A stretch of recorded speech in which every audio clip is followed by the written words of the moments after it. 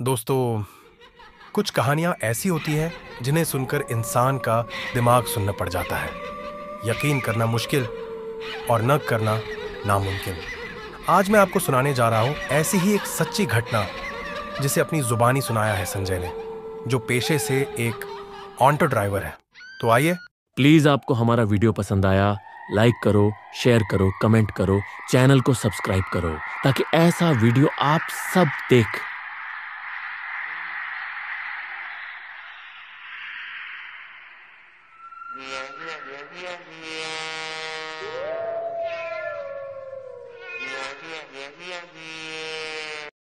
शुरू करते हैं ये कहानी संजय की जुबानी।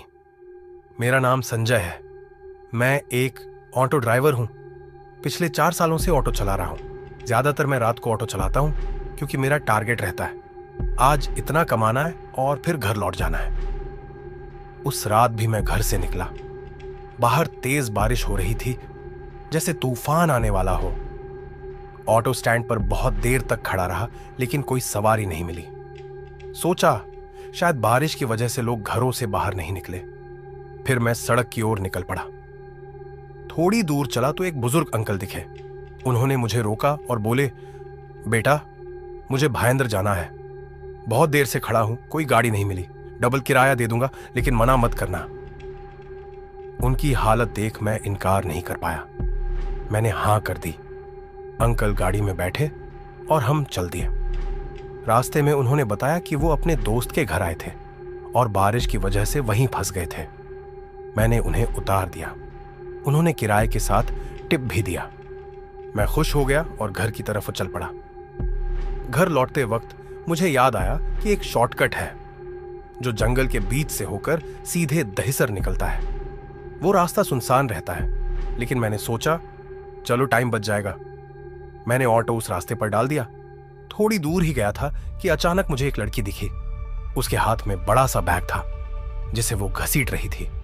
बारिश तेज थी और उसके कपड़े भीग चुके थे। मैंने सोचा इतनी रात गए, एक लड़की जंगल के बीच क्या कर रही है। मैंने हॉर्न बजाया तो वो पलटकर मुझे हाथ दिखाने लगी। मैंने ऑटो रोका और पूछा, कहाँ जाना है। लड़की बोली, भैया, मुझे मीरा रोड जाना है। बहुत देर से कोशिश कर रही हूं, लेकिन कोई गाड़ी नहीं मिली। प्लीज मना मत करना। उसकी हालत देखकर मुझे तरस आ गया। मैंने कहा, बैठ जाइए। वो बोली, भैया, बैग बहुत भारी है, जरा मदद कर दीजिए। मैंने जैसे तैसे बैग उठाकर ऑटो में रखा और फिर उसे बिठाकर चल पड़ा। पीछे शीशे में देखा तो लड़की बहुत खूबसूरत थी। मैंने पूछा, मैडम, इतनी रात में आप यहां अकेली, डर नहीं लगता। वो बोली, मैं अपने दोस्त के साथ यहां आई थी। उसने मुझे धोखा दिया। मैं उसका इंतजार करती रही, लेकिन वो नहीं आया, इसलिए गुस्से में यहां से निकल गई। और वैसे भी मुझे डरने की जरूरत नहीं है। मुझे कराटे आता है, मैं मार्शल आर्ट चैंपियन हूं। मैं हंसते हुए बोला, वाह, आजकल की लड़कियों को ऐसा आना चाहिए। इसी बीच थोड़ी दूर एक लड़का खड़ा नजर आया। मैंने कहा, शायद ये भी गाड़ी का इंतजार कर रहा है, इसे भी बैठा लेते हैं। अचानक लड़की घबरा गई और जोर से चिल्लाई, नहीं भैया, गाड़ी मत रोको, आप बस चलाते रहो, प्लीज मत रोको। मैंने हैरानी से पूछा, क्यों। वो बोली, ये वही लड़का है, मेरा दोस्त, इसी की वजह से मैं यहां भटक रही थी। इतना कहते ही वही लड़का आगे आ गया। उसके हाथ में बड़ा सा हथौड़ा था। उसने ऑटो पर वार किया, शीशा तोड़ दिया, पीछे की छत तोड़ी, लेकिन मैंने ऑटो नहीं रोका। पूरी स्पीड से भागता रहा। वो लड़का पीछा करता रहा और लगातार हमला करता रहा। आखिरकार जंगल खत्म हुआ और लड़की ने कहा, भैया, यहां पुरानी बिल्डिंग के पास रोक दीजिए। मैंने जैसे तैसे ऑटो रोका।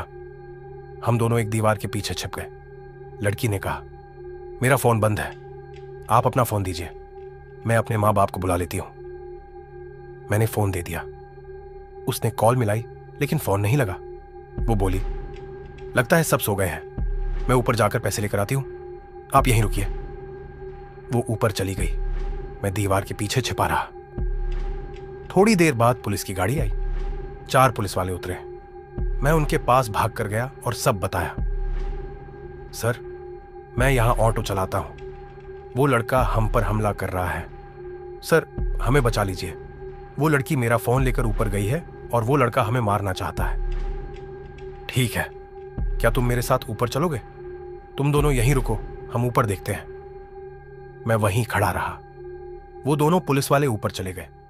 कुछ देर बाद नीचे वाले अफसर ने कहा, इसे लेकर ऊपर आओ। मुझे बुलाया गया। मैं ऊपर गया। वहां जाकर ऑफिसर ने मुझे शाबाशी दी, लेकिन मैं कुछ समझ नहीं पा रहा था। इतने में अचानक अंदर से आवाज आई, पकड़ो इसे, भागने मत दो। मैंने पलटकर देखा तो पुलिस वाले उसी लड़के को पकड़े हुए थे, वही लड़का जिसने हम पर हमला किया था। मैं बस गुमसुम खड़ा देखता रह गया। समझ ही नहीं पा रहा था कि यह सब क्या हो रहा है। जब पुलिस वालों ने उससे सख्ती से पूछताछ की तो उसने पूरी सच्चाई बता दी। लड़का रुदन भरे स्वर में, सर, मेरा नाम राहुल है। मैं यहां अपने दोस्त के साथ रहता था। ये लड़की हाल ही में गांव से आई थी। हम दोनों जॉब करते थे। मेरी नौकरी छूट गई तो मैं शराब पीने लगा। नशे ने मुझे बर्बाद कर दिया। एक दिन मैं उसके पर्स से 5,000 रुपये निकाल रहा था। उसने देख लिया। मैंने उसे समझाने की कोशिश की, लेकिन वो नहीं मानी। हम दोनों में हाथापाई हो गई और गुस्से में मैंने उसे मार दिया। वो मर गई। डर की वजह से मैं पिछले 3 दिन से उसकी बॉडी को ठिकाने लगाने की कोशिश कर रहा था। रोज बैग में भर कर ले जाता, लेकिन हर बार कोई ना कोई परेशानी आ जाती। पुलिस वालों ने उससे पूछा, लाश कहाँ है?